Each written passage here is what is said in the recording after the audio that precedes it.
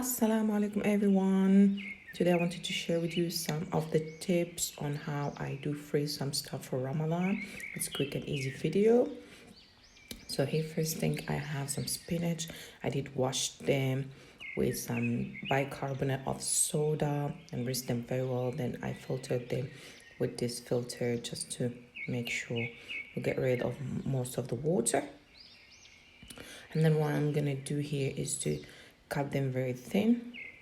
The reason I do this because spinach get off very quickly, and sometimes I buy a big bag and I use just half of it, for example, for a meal.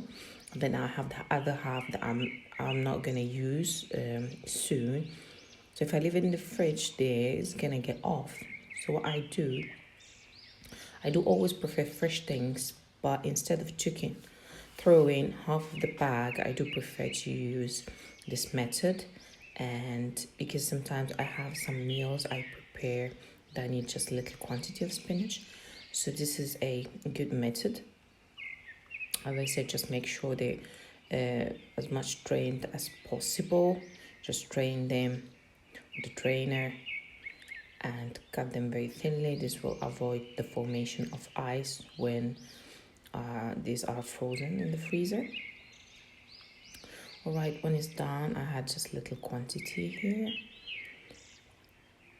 I'll put them in freezer bags or freezer containers or whatever you want to take to the freezer. Just put them in the bag, and what you have to do is to press them to make sure all the air is coming out.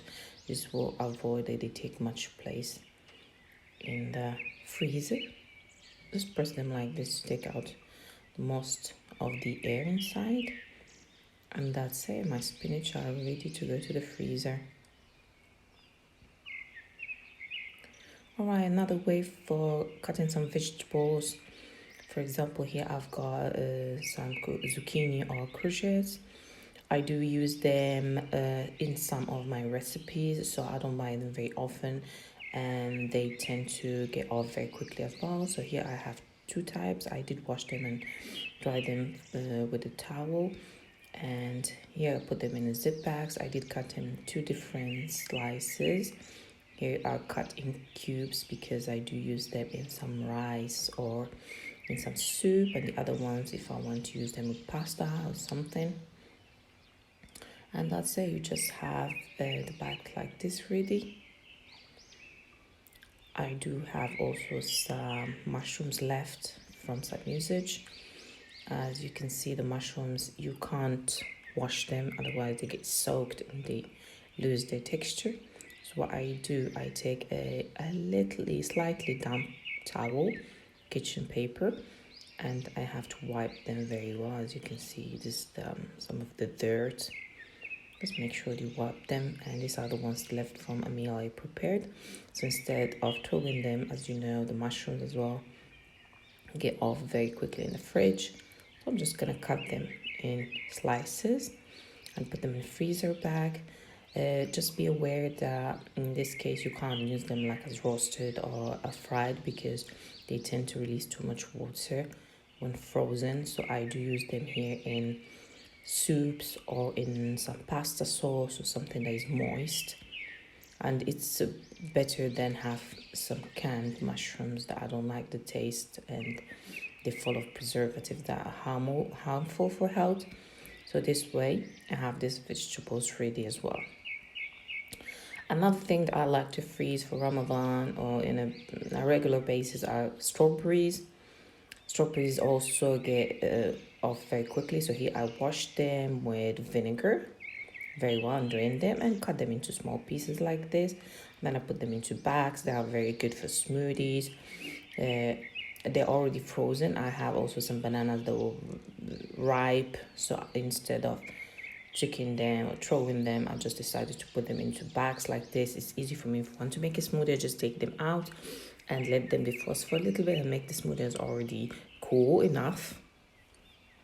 These are some of the cigars and the samosas I made earlier. I will leave the link to the video in the description below. You have to froze this in 2 stages. First, you put them on a tray separate, you make them freeze, and then once they frozen like this, you put them into bags and you keep them in the freezer. This way they're gonna avoid to stick to each other and they're ready to go. You just defrost them, put them in the oven. Another herb that I use a lot is coriander and parsley, but I'll show you just example as the parsley is the same.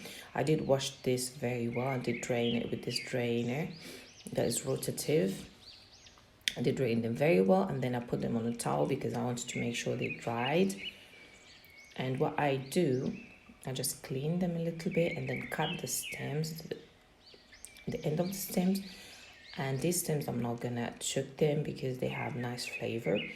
I will cut them into small pieces, very, very tiny.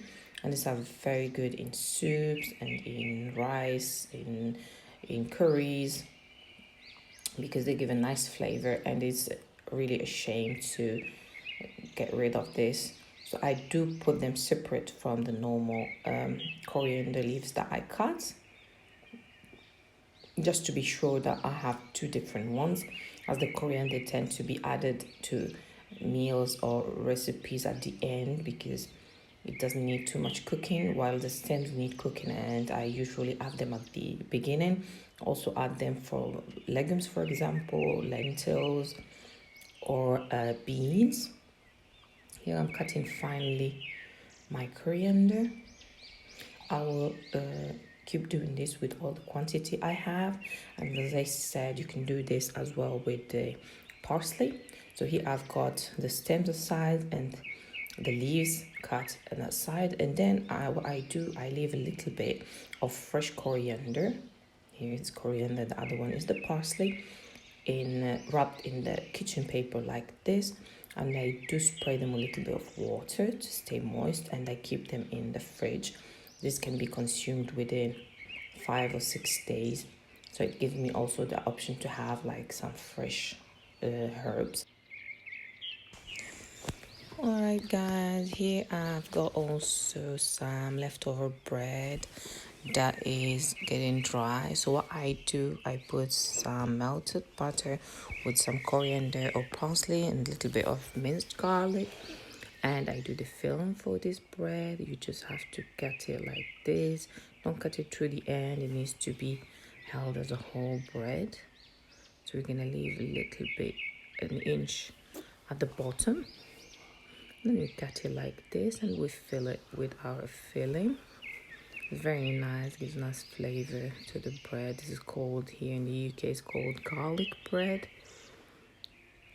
And I do this quite often with the leftover bread because I don't want to throw it. So just spread it a little bit like this. And we're gonna put some cheese. Here I've got some cheddar cheese, but you can use any kind of cheese you have. You can put mozzarella or any type of cheese. Just make sure that it's not too soft. And that's it. Now I'm gonna add the cheese. Just leave slices like this. You can leave it without, but believe me, the cheese gives it a very nice flavor. Like this. Now I'm gonna wrap it in a cling film and then put it in the freezer. Once you take it out, you can put it straight away in the oven, or you can let it defrost a little bit. It takes very few minutes, like around 45 minutes to cook, and it's ready. Thank you guys for watching this stream. Bye.